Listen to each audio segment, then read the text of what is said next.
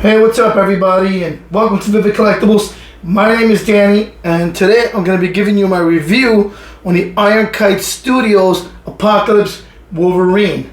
Now, if you know anything about comics, and I don't know that much, but I know this is from the Age of Apocalypse, where it's like an alternate universe. So this is an alternate version of Wolverine, where he gets his hand chopped off by an alternate version of Cyclops, the team leader.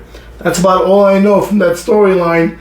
But a little more about the statue itself. This was not on my radar. I had no plans on getting this until I ordered one for my friend Dennis Perez from Puerto Rico Statue Collectors, a good friend of mine and a really nice guy. Dennis said, open it, check it out. So when I received it, I ordered it from Cosmic Chase Collectibles, by the way. I received it, I opened it, and I loved what I saw. I loved the paint. I loved just how everything felt solid. The packaging was good. Nothing came broken.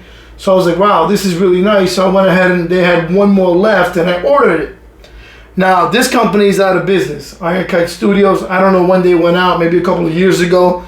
And I don't know how long they were around, but they did make a couple of pieces that seemed to be nice. Maybe they didn't sell that well. They only made 388 of these. This is number 68, I believe. So when Dennis got his, he was in love, and before he even got his, I had already ordered mine, and I'm glad it's here. It's a great piece. It's not without its own flaws, but we'll get into all that stuff during the review.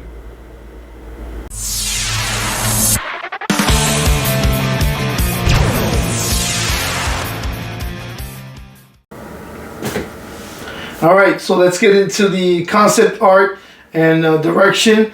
Obviously, you have Logan, who's missing his left arm, and he's ready to attack. So he looks very much like Wolverine in a very Wolverine-like pose. Even if they stole the pose from Sideshow's Logan, it looks eerily similar.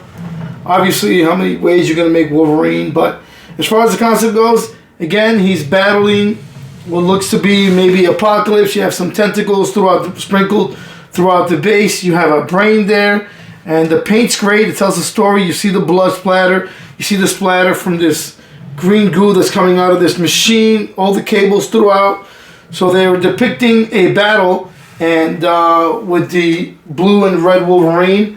And there's a pretty basic concept. It is from the Age of Apocalypse storyline. And that's very much the vibes that I'm getting.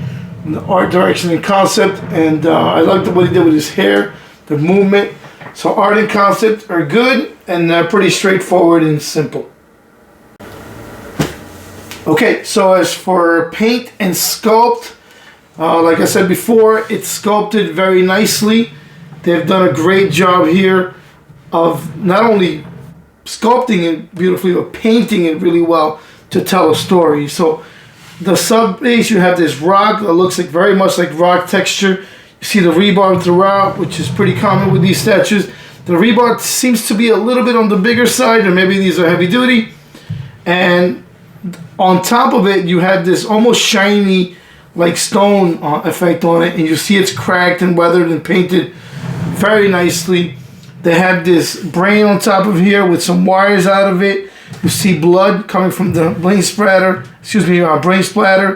and some of that green oil that came out of this machine here, spilling over onto the base. So I think it's painted really well. Look at the tentacles, the paint job on that, and that beautiful sculpt. Looks really amazing. You can see all the nicks showing you it's their metal. You can see Wolverine's claw marks throughout, all the dents and damage that it's been through. Really nice representation of these tentacles. I don't exactly know what they belong to. And then you have the sharp edges. This key's in here. Very lightweight, but again, look at some of that metallic orange that's on this, and the spikes in the end look very good. Sculpted, beautifully painted just as well. The cables look nice, and whatever this is, they did a great job representing that it's been ripped off by his claws. You can see this oil spilling over. The glass is shattered. Base is very nice, packed full of detail. Beautifully painted. And then in the back of it, you see, I don't know what this belongs to, but it's mechanical, obviously, and it looks really good. And then it's got these purple hues throughout there that looks absolutely amazing. Some of that sheared metal looks great. Now Wolverine himself, He's standing over this toppled tentacle. He'll key in here and also back here. And that looks good.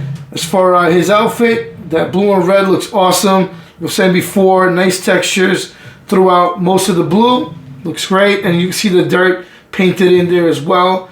And those black panels look really good. Almost like a semi-gloss. And then the red panels throughout look almost, give me a Spider-Man vibe. But those are painted really nicely. You can see where it's been shaded to perfection. The muscle tone on him is great. He's a muscular Wolverine. All the fabric pulls are there, look really good. The brown belt looks great. Look at the bag, this guy is jacked, very muscular. And again, some of the red highlights throughout. Pinstripes here, they look really good. I love the outfit on this. It's so different and it pops so good with these paint combinations. And his chopped off arm, now he has some sort of metal thing around it, which looks really good.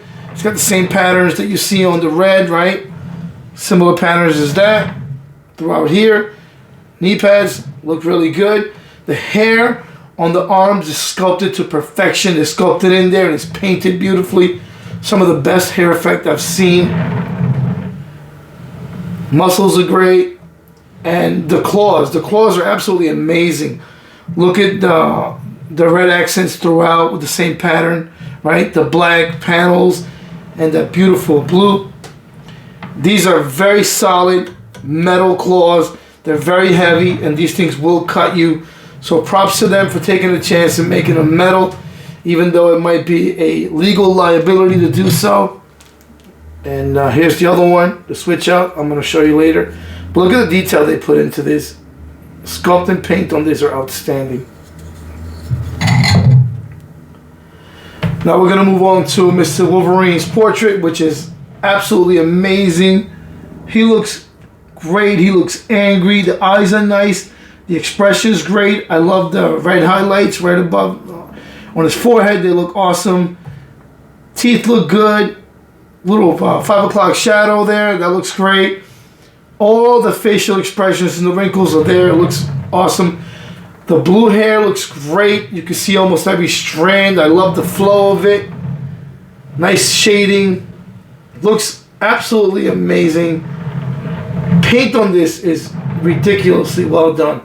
The only misses for me on the paint really are on the boots. The way they did the dirt effects looks just like white overspray to me. It doesn't look like dirt.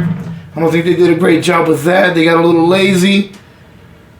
I think that's a miss. And also I think there should have been more green goo here to represent what's spilling over, similar to what they have here. So it's much brighter here and you can see it on the tentacles as well. So they did a decent job with that. It could have been better. But overall, paint and sculpt on this are outstanding. The only thing I wish they'd done differently was maybe give us a masked portrait of Wolverine with his mask. I don't know if that would have been comic accurate, but a nice blue mask would have been really cool. As it stands, you get one portrait, and it is damn good. And you do get a switch out arm if you want to display both claws, and that looks really good as well. I'll show you towards the end of that. Now we're going to move on to my final thoughts. Alright, so for my final thoughts, I'm going to be talking to you about the packaging. I did switch out the left hand with the claw instead of this little contraption here. It looks really good. Like I said before, it's very reminiscent of Sideshow's Logan. But it looks good on its own. As far as the packaging, one small box, very heavy because this base is extremely heavy, but a very solid packaging job. Everything came completely intact. It was wrapped nicely. It even included a little art print that had a acrylic frame you can frame it with, which I left in the box. I'm probably not going to use. But the one big miss for me is it should have had probably assembly instructions or a video link to it that you can go to. Because it was a pretty complicated assembly. It had to be done in a certain order and everything was a tight fit. So in the process of putting this together, I did nick a few of the pieces because I was incorrect in the order, so it was a little frustrating. It was my issue. I caused it. but there should have been some kind of instruction as to how this thing goes together.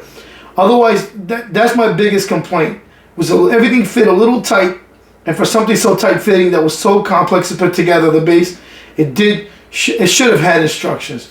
That being said, the paint and sculpt on this are really good, especially for a newer company. It's a shame they went out of business, because they did a really nice job with this. I didn't see their other pieces. I'm guessing some of them were as good as this. But overall, I'm very happy with this statue. I want to thank you, Dennis Perez, if you're watching this, for recommending it. I love it. I'm glad that you ordered it first and I got to see it. But if you get to see this in the wild and you want to get it, get it. It's really amazing. Just take your time putting it together. I'm sure that you'll do a better job than I did. But nonetheless, it looks amazing. I'm very happy with it. Thank you guys for tuning in and watching this.